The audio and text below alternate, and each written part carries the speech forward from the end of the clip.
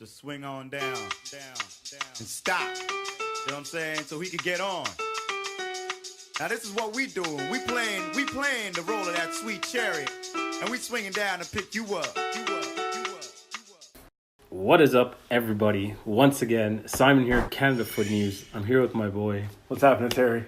And as you see, we're doing things a little different in how we're filming today. Just changing things up just because we're bored. No, just keep try something changing. different. Different's good, isn't it? Exactly. Especially if it's benefits, then it is good. Yeah. A bit of a crazy week in the world of football. Some stuff happened. Some crazy, real crazy bad stuff happened. Yeah. From the football inside, nothing really out of the usual. No. Except for Ronaldo waking up and decided he's going to score a banger to win the game for Juventus. Yeah, but do you think he woke up that game due to the fact that there's so many allegations against him and he's just like, you know what, it's probably affecting his actual life right now. Yeah. And the only way to get that frustration out is to actually hit that pitch and be like, all right. You know what? Yeah, I'm going to block everything out and I'm going to do what Ronaldo does. I mean, not Ronaldo, sorry, wow. Do what he does, right? He's getting out there, he's going to play. Yeah, really, do what Ronaldo does, really. Yeah, and Ronaldo just likes to go out there and score goals. And yes, and he showed, right? And then, might as well, since we're talking about it, we'll go over to the El Clasico, so the Barcelona Real Madrid. And oh my God, Real Madrid they were just picked apart. Like it was. Yeah, but why do you think they were picked apart? What was it with that game? I don't know. It was just you see the quality on the pitch. Were they missing players? Yeah, one. They were missing one player, and that is. Well, it's true though. It's a valid point. Look at the difference. Without him, with him, they're all of a sudden a team that has that core. Like they almost ripped. They fell apart. Losing Ronaldo lost that massive core that they had on that team because he was a workhorse. He was obviously drew a lot of the attention. Yeah. So other players could just focus on playing, and now everybody's getting criticized, like the managers about. And that's the biggest thing. I know we touched base on this last week as well, but it was the fact that he was not only a leader on the pitch, he was a leader in the locker room. He was a leader with his boys. He knew how to get them together and actually, strive for a win and strive to get up there and do what they need to do. But without him there, obviously you see that tough luck, boys. We could almost look like bandwagoners because we were cheering a lot for Real Madrid at the time when Ronaldo was there, but we were only cheering for Real Madrid. Perfect. Because of Ronaldo. There was nothing else. We weren't bandwagon jumpers. And I don't like Barcelona because of obvious reasons. If you've watched the show in the past, I don't like Messi because he's from Argentina. And I don't know if you can see this. Maybe. Maybe I shouldn't get into this, but you know what? There's been a lot of stuff going on in different leagues, okay? And it's due to hatred. Okay, now you are creating this issue for everybody else. I'm just showing that where I'm not a hateful person. I'm just saying that I don't like him. It doesn't make me a bad person, and I don't wish him any harm. You're the one that was laughing at him when you found out he got injured last week. Yeah, what was it? His pinky finger? No, he broke it. I'm just joking. He's not Mo Salah, okay? Mo Salah, how funny that gentleman is. But he started Mo Salah scoring again, so we can't really. It's sure. Okay, we gotta shut up, or else the haters come on and be like, "Oh, Mo Salah." The haters gonna hate. That's true. No matter what, haters gonna hate. Yeah, so Barca got it done without Messi, Suarez, and it's nice to see Vidal. My boy, I gotta give a shout out to Vidal. What jersey we over here? But that's the old Bayern jersey.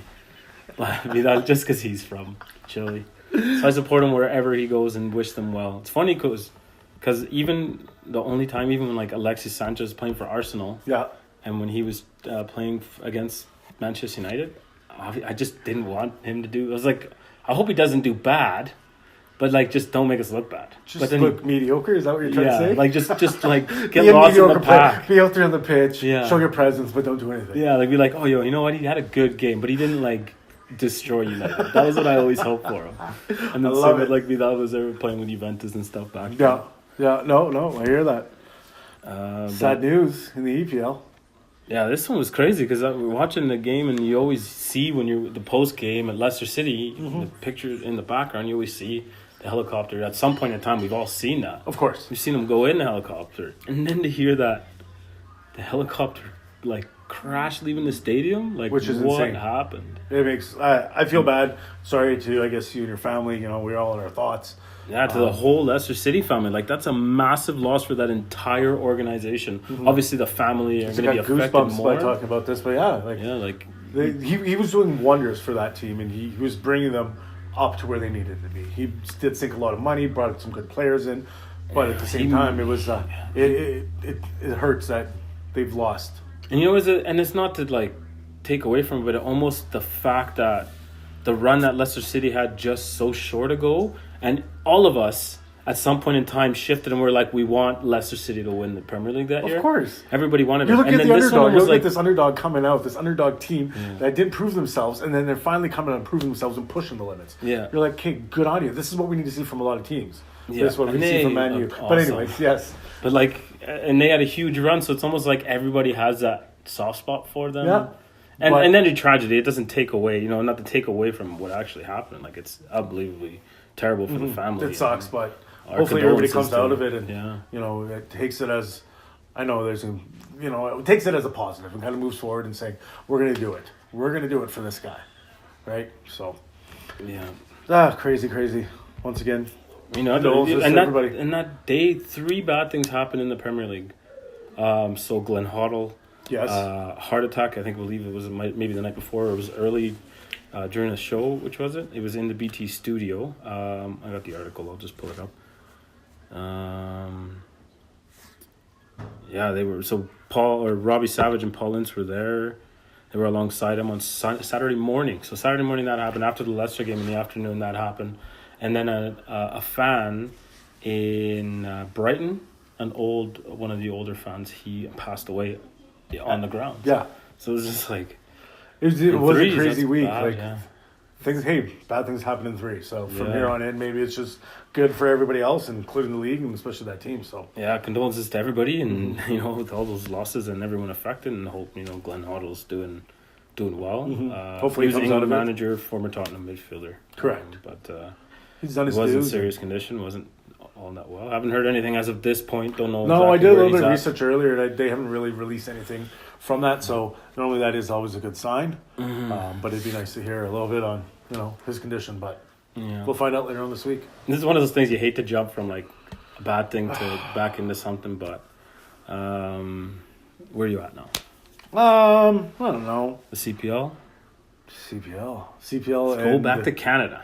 What are we talking about? CPL and U Sport, or Yeah, CPL and U Sport. Okay, this was crazy. So we did a little bit of homework on this, trying to figure out the actual, I guess, Because there was a lot of madness behind questions. this. There was a lot of questions we were getting asked on Twitter about and then even people commented on a retweet of what the league said about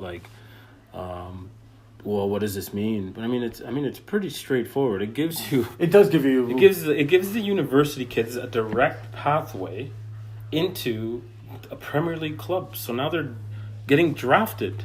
They're going to hold a draft every year. Correct. To pull the university kids into a pro system. It is big to see. Like don't get me wrong. There are other Canadian sports that, of course, have already been doing this. But now being able to see the sport blowing up and actually taking form, and now actually moving forward and bringing in these kids that are in university, and draft them into the league to give them the opportunity to play. That opportunity can take them not only, of course, staying with the CanPL, but it can also take them to the opportunities across seas. It can also give them the opportunity to go somewhere else, play for a different club. Yeah, and it's also like what this does. It just creates that basis, that foundation. It makes it that much more important because now there's kids that are going to start getting. Maybe the programs will get a bit better funded now. Yeah. Maybe now we're going to start seeing that these kids are coming out of the program and they're going to have a higher standard. Because if you get drafted the first year, you don't sign, go back to school, you're eligible again. Correct. So we were looking at the rules here. The breakdown, it was a little bit... Yeah, you got that up there. What does it say right now? So for U Sports student athletes who have not graduated and still have years of eligibility to return to their universities and continue to participate.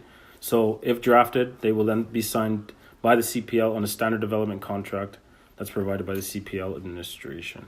Okay. So any drafted players that return to the universities following a CPL season continue to meet draft eligibility rules, and then we'll go back into the CPL draft the next year. So you can literally be drafted 4 years. So you go in your rookie year, sophomore year, not that great, junior year, and then in your senior year, and all of a sudden you're lights out. Well, yeah. Now you got your schooling, and you got your and you got your dream. Like, you got your choice. What else is there to ask? Like, your parents are happy. You know, the rest of your family's happy. Everybody's happy. You know what? The school's happy. You actually get your grades and put that time and effort into you. But, yeah, now you're looking at the next step and you're joining a club. Yeah, no, that's just going to help the system. It's going to create that foundation. Like, our foundation for soccer is like, picture something being this small. Having the youth sport as part of it now just all of a sudden strengthens everything. Because now it creates that balance. Now these guys that are going to go in and play one season in the CPL and not get drafted, not get signed, they're going to drop back down and play university soccer after just playing some time at a professional caliber level, training at a professional level. Mm-hmm. You go back, you're going to take that back to your team. So, well, this is where I'm at. I'm not quite there because I didn't get signed. But now, it just forces me to step my game up. Yeah. So it's awesome. I mean, it's an unbelievable, something I didn't really expect to happen, to be honest. Me neither, but I think now actually looking at the big picture and actually moving forward, we have seen the clubs trying to come to Canada, or they're creating the clubs here in Canada, and they just fall apart. They don't have the right pieces in play. Yeah, maybe they didn't have the right managers, the right people behind the scenes, but at the same time, you didn't have the right players, and you weren't given the opportunity for these players to grow. Yeah. So never had that, and now we got it. So no, it's great. It's good to see. Yeah, what can you say, really? I mean, it's fantastic to see that these guys are just doing everything they can to build the league up to and raise that standard. Yeah, like, it's just which massive. is huge. It's great. It's good to see now. If I ever have kids, well, yeah, they're going to be workhorses. Is that ever happening? I don't know. Maybe you don't want your mom watching this episode if we're going to start talking about No. this. Hi, Mom. But besides that, Harry gonna be your dad ever? We sure hope not. They call me daddy. Whoa. Well, do we want to throw it to Dylan, or can I just throw one more thing in here? No, let's throw it to Dylan. Well, before we throw it to Dylan, we got to throw it to ourselves because we were at the CPL trials. Perfect. And at the CPL trials, we did some filming. We did some awesome things. We'll talk about it after we send you over to them because it was pretty awesome. It was a lot of fun. Coaches, Alex Bunbury to get involved, Kurt Larson, those boys. It was awesome. But send it over to the boys at Foothills Fieldhouse. Here for the God Cave trials, and the quality that we've seen on the pitch, the players, the age groups, players from all over the place. Harry, what are your thoughts on what you've seen here today? Well, it is what I've seen today is tough on some of these players. I've seen a lot of guys out there that have a lot of talent, have some talent to push out there. It does break my heart when I do see some of these guys with their names out on the board, but at the same time, it does give them the opportunity to either, of course, step up their game, continue with the sport, and of course grow yourselves, or of course, just deflate yourself and disappear. That's the last thing I want to see. And it's horrible for me to say, but it's truthful. I do not want to see that. Very truthful, yeah. But besides that, the talent has been good. The pool has been well. I know there's guys out here that more or less have come from different countries and, of course, different ages. Yeah, so I mean, really, you've seen like the young guys. You got some guys that are 16 years old, 2002 born players. We got some guys a little older, some guys from Belgium, Sweden, just guys all over the place. I mean, and what this has done is now it's opening that door for these guys that you wouldn't, it's something that we didn't really think about, guys coming back. You're going to see guys that are maybe playing, not non-league, but playing lower level leagues, even in the UK and stuff. They're going to say, maybe it's time to go back home to Canada. Might not earn as big of a paycheck, but so that quality's going to start stepping up quick, and you see it out here. That like what Harry was touching on, that not everybody's going to get that shot, but now you know what you got to do to be here. This tees up what's your next step, because these guys, most of them haven't played at a pro level, so they don't know what they're stepping into. But now you know where you need to be. You know what the coaches are looking for. You know what that next step is going to be. So, I mean, I don't know, Dylan, thoughts?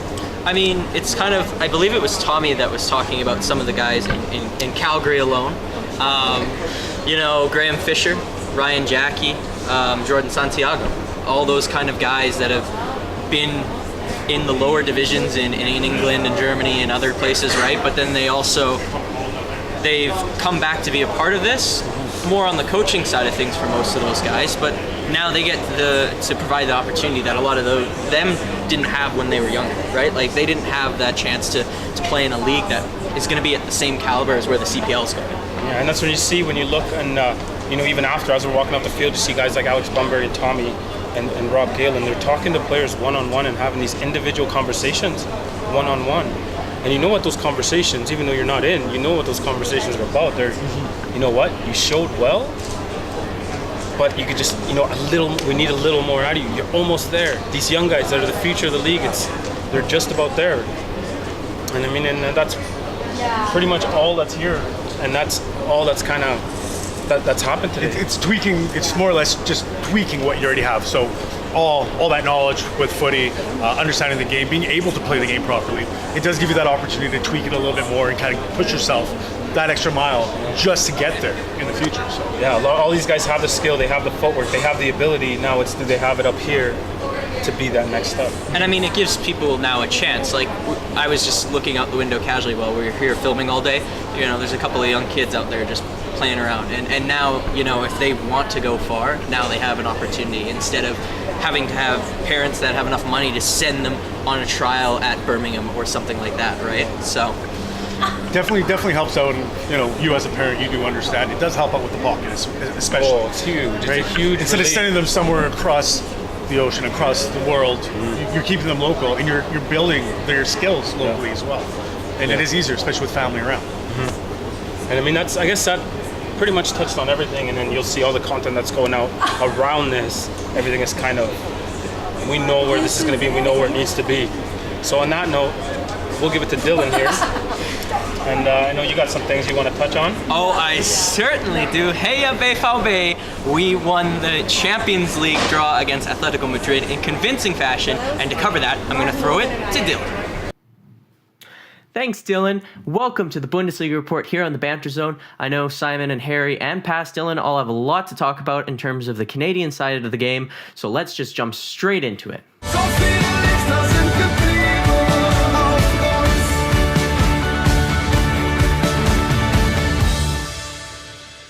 Vier zu 0 BVB over Atletico Madrid. Whew, the Champions League, man, we are killing it. Our form is still impeccable, and we dominated them in terms of shot conversion.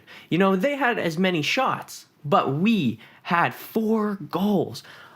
To be fair, the first goal took a huge deflection, forced Oblak on the wrong side, and then Atletico Madrid was almost forced to go up and attack because they knew they couldn't sit back anymore. And that was the issue, is that it kind of opened them up, and Borussia Dortmund making them pay. Axel Witsel scoring the first one, Rafael Guerrero scoring 2, and Jadon Sancho. The golden boy right now. Everyone in England's going nuts. That's probably the only reason why Dortmund's getting media coverage, because typically they don't get this much media coverage in the mainstream. But hey, they're doing all right. Other teams in the Champions League from Deutschland, Bayern München won 2-0, Hoffenheim tied 3-3 with Olympique Lyon, and Schalke 0-0 with Galatasaray. RB Leipzig in the Europa League won 2-0 over Celtic. But the big issue here, I guess from a German perspective, is Bayer Leverkusen's bad league form has now bled into Europe as they lose 3-2 to FC Zurich. Back to the Bundesliga now. Borussia had a lead going into the 90th minute, but a sloppy tackle by one of our defenders gave it away, and a last-minute pen equalized 2-2 with Hertha. Lots of people upset by this result. I'm not going to lose sleep over it, but I think that we are better than Hertha Berlin. And they beat Bayern München, and they had to get a 90th minute pen to draw us, so I'd say that's pretty good. I mean, luckily for us, if Werder Bremen got a win, they could have gone level with us in points, but they lost 6-2 to that very same struggling Bayer Leverkusen team. So it's Jekyll and Hyde right now for Bayer Leverkusen. They just can't put together consistent performances now. Schalke and Leipzig drew 0-0, and Mönchengladbach had a surprise loss to Freiburg by the score of 3-1. Mainz barely got beaten by Bayern, and the league now looks like this. Borussia, number 1, with 21 points. Number 2, Bayern München, with 19 points. Number 3, Borussia Mönchengladbach, with 17 points. Ahead only on goals difference, as Werder Bremen sits in 4th with also 17 points. Rounding out the top 5 is RB Leipzig with 16 points. Ahead only on goals difference, as in 6th is Hertha Berlin, also with 16 points. In the relegation zone, you have Stuttgart, Fortuna Düsseldorf, and Hannover 96. Schalke, dangerously close. If there is one Bundesliga game I'd recommend to watch next weekend, I would say it has to be Bayer Leverkusen and TSG Hoffenheim. Hoffenheim has been in decent form, and they're always a fun team to watch. Julian Nagelsmann's got them playing really well. And Bayer Leverkusen, if they come out strong, will put in a good performance. But if they come out as a weak team, they'll probably get steamrolled. So it'll be interesting to see which Bayer Leverkusen team shows up. And before we go, if you're into football books at all, there's a new one that just came out, and I received it for my birthday. It actually just came out, so I didn't get it until like a month after my birthday, because my birthday was back in September. But it's called Building the Yellow Wall, The Incredible Rise and Cult Appeal of Borussia Dortmund by Uli Hesse. I just started reading it. About that far into it. It's quite good. And if you want to know kind of the inner workings of the German club and kind of a history of the German league and sort of the ups and downs it went through in the years of the war and the founding members specifically of Borussia Dortmund, it just kind of falls into those category of books that you enjoy if you're a football fan. Wayne Rooney's book, Zlatan's book, Sir Alex's book, Pirlo's book, Beckham's book, all that kind of stuff, right? So I'd recommend it. I've enjoyed it so far. I'm also a Borussia Dortmund fan, so I think, though, it gives more than just an inside look on Borussia Dortmund, but also kind of the state of German football back in the day. Because there was a lot of stuff that, because of the language barrier and things like that for me, because I'm not fluent in German, there's a lot of things that come off when you go to museums and stuff like that maybe doesn't translate well. This guy does a great job of making it presentable for English readers, which is something that I've been craving, because you can just read articles online and stuff. It's just not the same. Anyway, Dylan, out. Okay, well, Thanks, boys. appreciate it. That was awesome. So what we were doing there, we if you haven't seen it, Check it out. I we will don't know link why it. you're waiting. Yeah, we'll link it. You gotta watch it. It's pretty funny. And subscribe. Please subscribe. Yeah. So got game trials, as you know. We decided to have a little bit of fun with it. Got Selly. Harry was given Commissioner Flanagan's jacket, the God Game Trials jacket. I think it was out of pity, though, because remember the first jacket I was wearing? It was like Chris Farley. That guy in a little coat. That guy in a little coat. It was exactly like that. It was exactly like that. So I and was able to- that was the Macron rep who Yeah. gave him a jacket. He's like kind of laughing. He's like, "Oh, maybe I got something bigger." And then they ended up funding him a jacket. It was Commissioner Flanagan's jacket. And thank you very much for letting me use it, even though he didn't know. And then he goes and puts the tape on, because all the coaches except for his, they all have the initials on them. He put HH, double H. Double H. And It was then, amazing. sometimes it was like a half a H or half a F. Who knows what it was, that leather letter, but But it was official to me. gold. It was official. And he, like Nick Ledger with Elijah, a couple trialists, Kurt Larson. He even asked me, and we didn't put it in the video, so maybe we'll just drop that in now. Yeah, we should. Simon, we have to do this. What? Everybody else is doing a selling. Now it's your turn to do a selling. I only have one celebration I ever do, and that's to commemorate Marcelo, because he knows what's coming.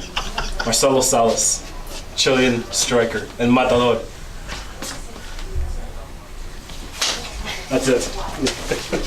Griezmann. Hey, Harry always grabs his nuts because I'm used to this. Like, you know, I've hit him in the you can nuts say more something than like once. small to Simon, and out of nowhere he's just like, roar! I don't rage like that. I just sometimes have to hit He him. doesn't see it because he doesn't have a mirror in front of him. When it happens. It's you know when like Cesar Milan like does a to the dogs. I feel like that's how we control Harry sometimes. Skip up the old rubber fingers. Bam.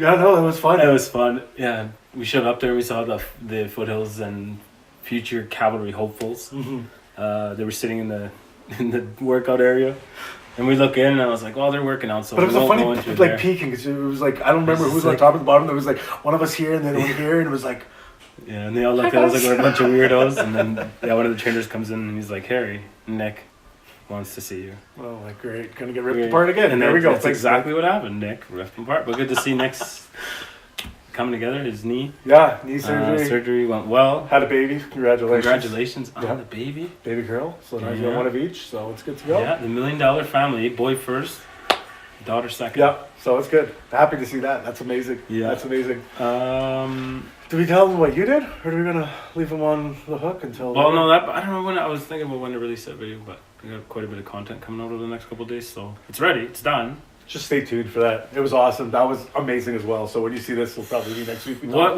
We can give them a little hint if you want to give them a little hint, because you were more standby. I was kind of in the middle of the madness that was going on trying to. I was kind of happy he was on the sidelines for that one, Oh, but it was the fact that, I hate to say it, was my injury that kept me off. It was good because I was like, I can do this. And by the way, this challenge was a crossbar challenge.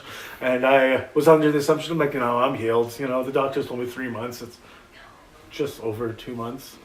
And I went to go try to shoot a ball. And now, not happening. I was like, all right, Harry, that's enough. But besides that, it was a crazy time because it was Simon, it was Alex Bunbury, it was a few of the other coaches. They were all together. They were doing the crossbar challenge. See, you could actually hit the crossbar.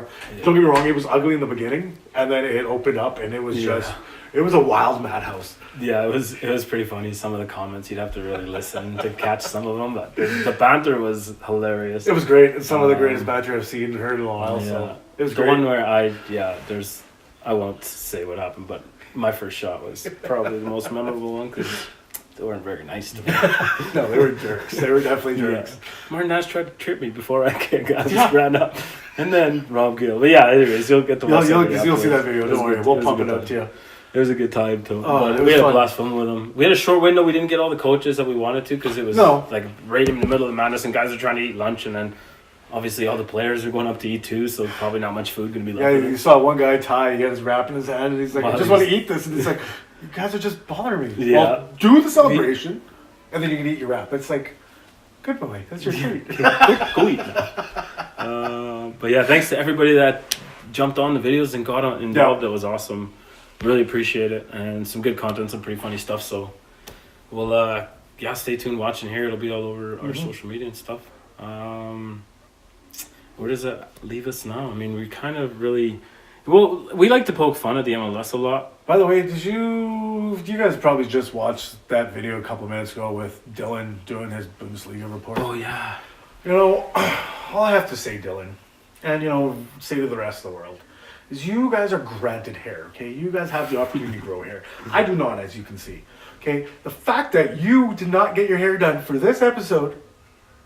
Yeah, like he just crawled out of bed and just he turned sideways, and I was like, I'm a little bit jealous because I saw hair sticking. I was like, I wish I had This that. is what I think what happened is. Correct me if I'm wrong, Dylan. If you feel like commenting, go ahead. But it was like alarm went off. I got some time. Need to film the video. It was bed, chair, computer on, like mic on, camera, record, and go. Because that hair. Oh, listen here, my son. Go to the hairdressers. Go to the barber. What did I hear you say? Something like 5 months since you got hair? Because some of the non-royal coaches are making fun of him at the. Yeah, that's true. Because when we were shooting that day at Foothills, they even brought it up and said, it. people are making fun of me because of this. And it's like, now we're going to, because you should cut your hair. Listen here, Shaggy. Go to the barbershop. Like Shaggy Dog, though. Not Shaggy from. No. All right. That's yeah. I'm sorry. Eden. I feel like Kleenex socks just went up because of the crime that's happening. Okay, enough. So let's go over and make fun of the MLS a little bit because we know how much we and Harry love the MLS. We don't at all. So how many Canadian teams qualified for playoffs? Oh, what did you I drop ready? on the floor? No, not sad. Like zero. we should have been making fun of them, but who yeah, cares? but you saw them last year, and last year they were on fire. Toronto was awesome. Vancouver was doing pretty well, yeah, and Montreal as well too. And now what do we see this year? None of them, and like the teams didn't really change all that much, and it's not like a lot of the teams got that much better. But the one good thing, the only thing we really care about to talk about that came out of the coming out of the MLS is literally coming out or jumping out, like as fast jumping as ship like Ottawa. But I mean, the boy's humble as hell. Fonzo Davies, Fonzie, is done with the Whitecaps now. Fine, played his last game. I'm happy for the kid. Okay, Oh, he's nice. young. He was born. I was pulling up some stats. He was born in 2000. It's 2018 now, so he's 18 years old. just about 18. He'll be 18 when he gets to make his. That's when he's jumping ship to go to Bayern. No, that's when he can head over to Bayern and start out January. He's Yeah, gonna make no. his way over there after their break. I'm happy that he's gone. He did, if nobody knows about this, he did come out from. He was training here in Alberta. He was working with Edmonton Strikers and Internationals. So he was staying home base more or less. He was born and raised in Ghana, by the way, if you guys didn't know that. But yeah, did a lot of his training and working with the clubs up in Edmonton before he got this big contract with the MLS. Was it born in? He was born in Liberia and came from a Ghanaian refugee camp in Ghana. So Okay, that's what it was. So it's No, crazy. birthplace, date of birth. No, birthplace. It was Ghana. Journey began in. Oh yeah, sorry. He was. That's my bad. Yeah. He Who fled did your to homework today? Liberia. Yeah. Finally. Yes. Yeah, I knew it was one or two. I knew Liberia had something to do with it. But yeah, no, I'm happy. I'm happy. Alphonso Davies is deciding to pull the plug. Think about the Edmonton Strikers Club. They get a cut of that, don't they? I believe so because he was I think technically that's the way it on goes, loan 'cause still. the Whitecaps signed him from. He signed a contract, but he jumped over from. He was the on Whitecaps. loan. So even if they don't, for a chunk of change like that, I feel like the Whitecaps are obligated to give the Edmonton Strikers Yeah. a chunk of change. Give him a little bit of love. Don't they think it is? Even if you give him like what? It was 17 mils, so you give him 10%. They won't give him 10%. fuck. They're cheap bastards. They're gonna be like, ah, Yeah, they're gonna buy some players because here's they're like crap this year. 0.02%. Yeah, so Like, no. throw him- They'll give him a couple percent. I think like, what if they throw him a mill? They You think throw they a would mill? do that? Well, that just means that You I'm see gonna what actually go out happened there and to get that? proper kits because their kits are ugly. But hey, that's a different topic. Oh, he's just like making fun of everybody. I'm trying to be nice and talk about the growth of the sport. Good on you, Edmonton, and he's got to fire shots at FC Edmonton. Yeah, There. you want to see growth? I'll show it to you. Yeah. Whoa. Whoa, that was. But you know what I mean. I'm glad Alfonso's decided to move on. I'm glad he pulled the plug. That was aggressive comment you just made, by the way. I know you tried to jump ship and dive out of the way of that one, but nope, I'm not letting it slide. That was aggressive. See, this is why I hate airing the ball sometimes, because that's how we keep them under wraps. But, What else we got? Oh, I have to bring this up. I know I'm gonna jump all the way over kind here. of all over the place. But, whatever, we're just. Right. We're just what we do. I was happy to see that Arsenal has finally ended their winning streak. Yeah, and it was like something like under the wire, super quiet. Nobody really talks about that. I mean, there was a lot of things that happened that overshadowed this weekend. But yeah, 11-game winning streak, 2-2 tie against Yeah. Palace. yeah, they drew, and against Palace out of all teams. Yeah, that's funny. They were bound. It was bound to happen. London clubs always seem to fight each other a little harder than everybody else. It seems. United, poor form. Against, I mean, there's so much we could just keep talking about. But honestly, like, I know you keep saying that you want Mourinho out, but and then you look at them now, and they're not really doing what they should be doing.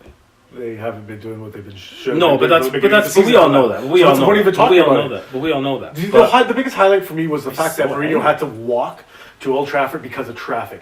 I think it was your driver that was driving you there was like, you are a POS, get the hell out of my car and walk to the Or maybe, what if he didn't even get on the bus because he was like fighting with the players before? What if he was fighting with the players and he didn't get on the bus, so he's like, no, I'm just gonna walk? Or is it like, maybe like him walking is just a choice to walk, but did he choose to walk because things are kind of like That's not the biggest good, thing. and They're it's saying at that because it point was now? traffic. Yeah, that's Can what you he actually said. believe it? No, hell no, because you can't believe half the shit that these managers say. They It's always South take American. You shots. can't believe any of them. He's Portuguese, actually, so Close enough. it's from the same continent you're from. But yeah, you can't trust South Americans either. Remember we were talking about it last week. Look what the Chileans did in the World Cup. Yeah, exactly. That is true. So it's not like we're any better. But really, I mean, kind of got on everything and touched on I think we've everything kind of and gone talked on everything now. Curveball question for Harry, quick. If you could remake any movie and be the star of it, what movie would it be? Damn it. Oh, I have to answer this? What movie would it be? The Goonies. Who would you be? Oh, I know who you be. Do the triple shuffle. Do the triple shuffle. that's the best choice you could have made. I would have never expected Come that. on, The Goonies. Sean. Hey, you guys. But Sloth is pretty cool. He's the second. But who would you be in it? There's a lot of big names. No, so but the start of that one would be. I would definitely just want to be Chunk. Sloth, love, chunk. Yeah, but I guess I didn't think you were gonna come back with an answer that quick, to be honest. But I'm glad you did because that was awesome. And I did not expect that movie at all to be chosen. But on that note, thanks for tuning in once again. I'm Simon. I'm Harry. Take her easy. To swing on down, and stop. You know what I'm saying? So he could get on. Now this is what we doing. We playing the role of that sweet chariot, and we swinging down to pick you up.